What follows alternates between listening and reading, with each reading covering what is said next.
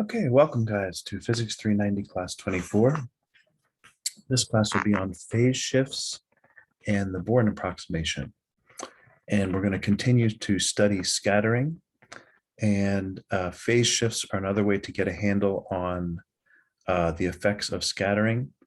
And the Bourne approximation is a way to get progressively more accurate expressions for these scattered wave functions that a particular potential produces.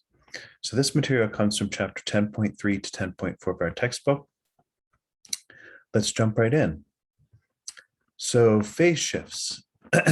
Okay, so if we have an incident plane wave coming in to be scattered in quantum scattering, it includes all values of the angular momentum quantum number L. And this is Raleigh's equation, which we looked at in the previous video, which takes an incoming plane wave, e to the I kz, and expresses it in terms of the variables r and theta, with the spherical Bessel function JL and the Legendre polynomial PL figuring into it. So, but notice that it's a sum from L equals 0 to infinity, where L is the angular momentum quantum number L. So this incident plane wave includes, as I said, all values of this angular quantum number L. Now, if we have a central potential, which is doing the scattering, that central potential conserves angular momentum because it's spherically symmetric. And therefore, it conserves the amplitude of each of these L waves, which are coming in. However, even though the amplitude of each L wave is conserved, there can be a phase shift between the incoming and outgoing waves in scattering, okay? Because if there was no change between the incoming and outgoing waves, it'd be like there was no potential there. So the effect of the scattering potential is to shift the phase for each angular momentum quantum number L between the incoming and outgoing waves in scattering. So to be specific, for large R, with if p equals 0, if there's no scatterer, we can get this expression here for one of these terms, so psi of L, which would be just one of these terms here. By making an approximation for this spherical Bessel function here, which is appropriate at large R, we can get this, where we see that we have e to the I kr, the outgoing wave, and e to the minus I kr, the incoming wave, and there's no particular phase shift between them, okay? So they just, one's coming out, one's coming in, nothing particular going on because there's no potential to cause a phase shift. However, with a non-zero R, we see the following, with a phase shift, which we call 2 delta L. So we get the same expression here, except you'll notice here, we have e to the I kr plus 2 delta L. So as compared to the incoming wave, which is e to the minus I kr, the outgoing wave has been shifted in phase by 2 delta L. And the 2 comes from the idea that when it comes in, it's shifted by delta L, and when it goes back out, it's shifted by delta L. So the total amount that it's shifted is 2 delta L. So we can see that we have this phase shift 2 delta L. And then we can write the total wave function in terms of these angular momentum components. And so these phase shifts delta L serve to define the effect of the scattering potential V of R. Okay.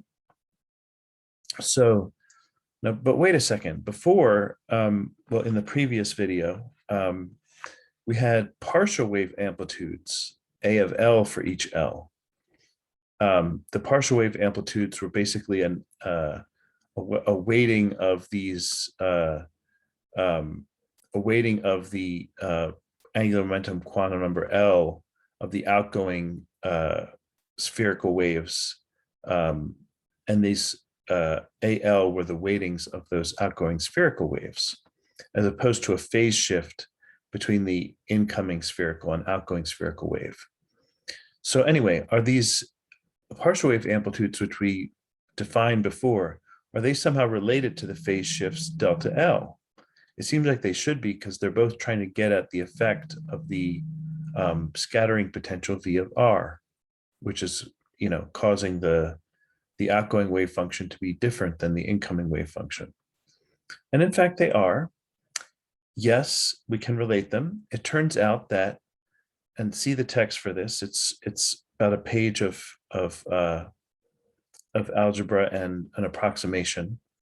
AL is 1/2IK, where K is the wave number related to the mass and the energy of e to the I 2I delta L minus 1. That can be simplified a bit by using the identity for sine, which is e to the I delta L minus e to the minus I delta L over 2I, to get rid of this 2I. So the most convenient expression is probably 1/K e to the I delta L sine of delta L. So we can relate AL and delta L in this way. The biggest difference between them is that the AL is a complex number. The partial wave amplitudes are complex, but delta L is a phase shift appearing up here in the numerator of the outgoing wave is a real number. So because of this conservation of angular momentum, we've been able to take something, the partial wave amplitudes, which represent the effect of the potential, which are complex, and represent the same information with just a real number, which is half as much information, right? A complex number has two numbers to specify it. A real number just has one. So for most applications, you'll see the phase shifts used. But the partial wave amplitudes also sometimes make an appearance, which is why we want to study both of those two. Okay, so once we have the partial wave amplitudes in terms of these phase shifts, we can use our previous expressions for the scattering amplitude. Remember, that measures the amount of outgoing wave at different orientations, at different angles, theta. We had that in terms of the partial wave amplitude, but now we can substitute in this expression for the phase shifts. And this is what we get.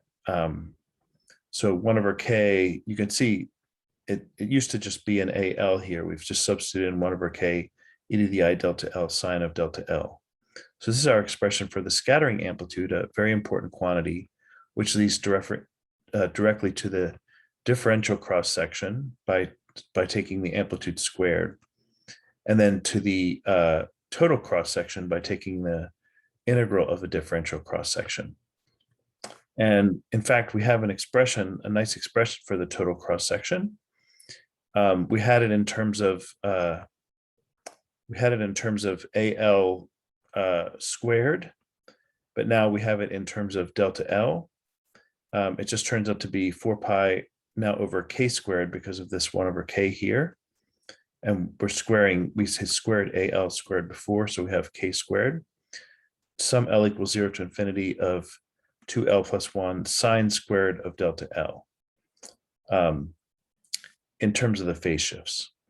Okay, so we can represent the effect of the potential on the scattering of an incoming wave, either with partial wave amplitudes or with the phase shifts. The phase shifts are real, a little bit more compact representation of that information, but they both contain the same information, and both can be used to find the key experimental quantities, the cross sections. All right, so that's phase shifts, an alternate way to formulate partial wave amplitudes.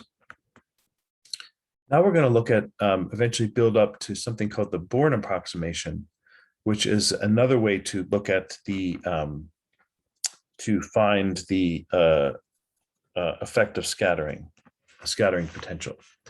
to do that, we want to first write something really neat, an integral form of the Schrodinger equation. So so to do this, we think if we have a wave function psi 0r, which solves the free particle 3D TISE, which would be the kinetic energy is equal to the energy. So there's no potential energy here. So we have psi 0r, which solves that. Then the solution psi of r to the TISE with a central potential V of r can be written. And this takes a good deal of mathematical effort. It involves Fourier transforms. It involves expansions. It involves various mathematical tools. But you can see section 10.4 if you're interested. But this is what we get. So we get that the wave function in the presence of the potential V of r, psi of r, is equal to our free particle wave function. So the wave function without any potential, minus this quantity here, some constants out in front, times this sort of traveling wave, times the potential, which should appear, times psi of r0, and then all integrated over volume. So that's why it's called the integral form of Schrodinger equation, because instead of a differential equation, we have the wave function we want expressed in terms of the wave function we have, and then an integral here. And at first glance, this looks like we've almost solved it, right? Because we've got, here's psi 0r, and then we've got an integral with over psi. Can't we just integrate all this and be done with it? Not quite, because notice that this psi here in the integral is not psi 0, which we know. It's the psi we want to find out. So, so note that since psi of r0 appears inside the integral, this is not a closed solution. In other words, you'd need to know psi of r0 in order to integrate and find psi of r, but psi and psi are the same function. So this is kind of in a way, a recursive definition. It defines the solution psi of r in terms of psi of r. So in that way, it may not seem too useful, but in fact, it is useful. It's very useful for generating good approximations, such as the first Bourne approximation and the Bourne series. And let's see how that's done. Okay. So keep this, keep this equation in mind, this integral form of the Schrodinger equation. So the first Bourne approximation says, if the potential V of r we're looking at is localized, and we look for a solution, if we're interested in the solution far away from this localized area, as we usually are in experiment, we don't often care too much what happens right near the scattering potential, but we're interested in what happens in a detector relatively far away from that scattering potential. So this is a realistic condition. Then we find that our integral form of the Schrodinger equation, which we've reproduced here, can be well approximated as the following. Psi of r would be our free particle wave function, which we can write as a e to the I kz, a traveling wave in the z direction, minus, so the approximation basically boils down to approximating this quantity here, the e to the I k times the distance between r and r0 over the distance between r and r0 as e to the I k r over r, and then being able to pull that outside of the integral, and then have e to the minus I k dot r0. Okay, and to allow that, we need to use the fact that V of r is localized and that we're looking for the solution far away from the localized area. And to see the details, it runs about a page. You can check out, again, section 10.4 of the textbook. But let's assume that this approximation is valid, assuming this condition. So what can we get from it? Well, we can compare it to what we had before when we first started looking at scattering, that the scattered wave function is some amplitude times an incoming wave in the z direction plus an outgoing wave times a directional factor f of theta. So if we compare that form to what we have here, notice we have the e to the I, a e to the I kz, and then we have the e to the I kr over r. So everything that's left here, besides the e to the I k over r, is going to be our f of theta. So we can read off f of theta or f of theta and potentially phi if it's not a spherically symmetric potential. But and generally it's just f of theta as this minus m over 2 h bar squared, 2 pi h bar squared times this integral.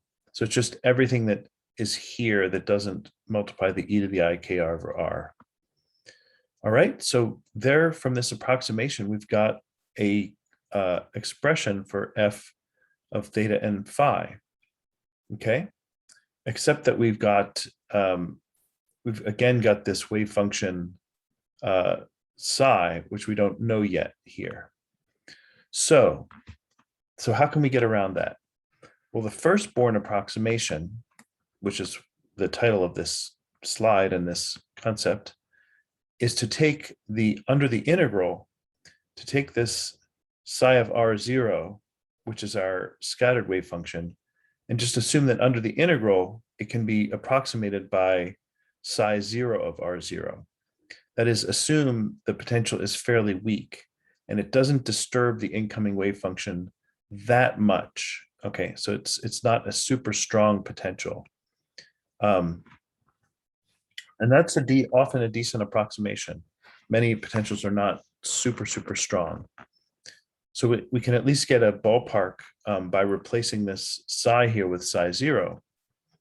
And we get this f theta and f of theta and phi is minus m over 2 pi h bar squared.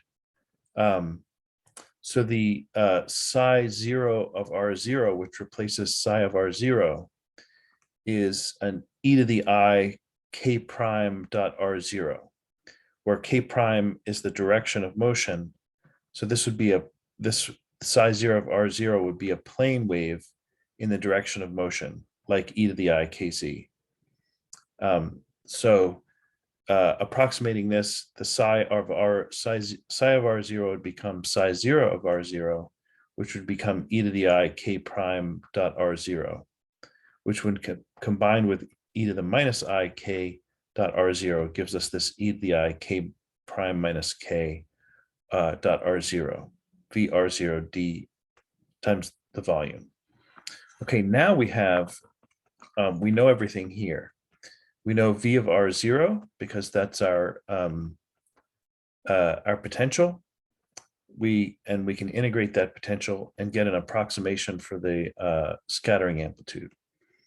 And just to remind you of these k prime and k's, since it's easy to get a little confused here. Remember, k prime points in the direction of the incoming wave. So this is the incoming wave. And k points in the direction of the detector. So it's k is defined by the angle theta. So k prime is the incoming wave, the incoming plane wave in the z direction. K is the angle to the vector going to the detector. Okay, so that's the first Bourne approximation. So it's an alternate way involving an integral over the volume of the, instead of through the partial waves and phase shifts, this involves an integral of the scattering potential over the volume to get a handle on the scattering amplitude. Okay, what's the Bourne series? Okay, so it's related to the first Bourne approximation. The Bourne series is a progression of more and more accurate, though trickier and trickier to calculate, approximations to the scattered wave function psi of R in the presence of the central V of R potential. Okay, so the 0th order approximation is something pretty simple. It's just that the potential V of R has no effect. So to 0th order, psi of R would be our incoming psi 0 of R, which would be a to the ikz. So the potential just doesn't do anything to our incoming particle. Okay, so that's to 0th order. Probably not too illuminating, but good to know that that's the 0th order approximation. The 1st order approximation takes our previous expression for the integral form of the integral form of Schrodinger's equation, psi equals psi 0 plus integral gv psi, where g is this, we've written g as, just to make this more compact, g is this minus m over 2 pi h bar squared e to the I k r over r, which we had before. So just to write all this in with a specific letter, just to make the notation more compact. We'll see in a second why we want to make that notation more compact. So we have psi equals psi 0 plus the integral of gv psi. So the 1st order approximation takes this and replaces, just like the first Bourne approximation, which we talked about, replaces psi with psi 0 under the integral. And that takes this expression here and it makes it psi equals psi 0 plus integral gv psi 0. Now we know psi 0, that's our incoming wave function, incoming plane wave. We have g is given, v, the potential we know. So this, all the stuff on the right here we know. It's an approximation, but it's still, we can calculate it, and it gives us a 1st order approximation to the scattered wave function psi of R. And from that scattered wave function psi of R, we can get things like angular dependencies, pull out the scattering amplitude. From the scattering amplitude, get the differential cross-section and the cross-section. Okay, so there's a 1st order approximation. Is there a 2nd order approximation? It's a series, so yes, there is. The 2nd order approximation inserts this expression, this integral form of the Schrodinger equation, psi equals psi 0 plus integral gv psi, for psi under the integral. So we take this psi here and we put it back into the first integral. So we do it recursively. We have a psi here, and then we take that same expression and we put that psi back into there. So it's going to give psi 0 plus, when we get the second part, we'll have 2 integrals, gv double integral of gv psi. So that's written here, psi 0 plus integral gv psi 0 plus double integral gv psi. Okay, so that would be the 2nd order. Well, that would be the 2nd order Bourne series. And then the 2nd order approximation would replace this last psi in the double integral with psi 0 to yield psi equals psi 0 plus integral gv psi 0 plus double integral gv psi 0. And again, we know everything on the right here. We know psi 0, we know v, we know g here. So we could do this integral. Again, it's trickier because we have to do a double integral with 2 different e to the I kr and e to the I kr prime, this sort of a square of the potential. So it'd be trickier, but it would also be more accurate. Okay. So 3rd and higher order approximations would follow the same pattern. We would substitute this in here and we would get another psi 0 here and a triple integral with gv psi. But these become quite complex and are rarely used. So normally we would only go up to first order and possibly second order in the bourne series.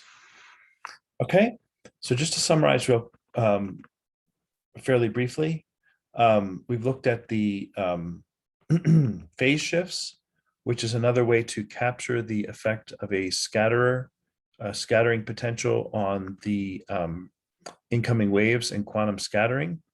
We've related those phase shifts to the partial wave amplitudes, which we looked at before. We have then expressed our scattering amplitude F and our total cross section in terms of the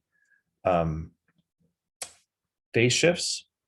And then we looked at the Bourne approximation. Well, first we looked and we saw that there was an integral form of the Schrodinger equation, which was key to both the first Bourne approximation and the Bourne series. And in those cases, we found an alternate way to calculate the scattering amplitude in the case of the first Bourne approximation, involving an integral over the potential and the free particle wave function. And here with the Bourne series, we see that we can get the wave functions to greater and greater accuracy using this integral form of the Schrodinger equation. And then from the wave functions, we can get the scattering amplitudes and the differential cross sections and so forth. Okay. All right. I hope that was interesting and somewhat illuminating on the further developments on scattering of in quantum scattering. Thanks for your attention, and I'll see you in class.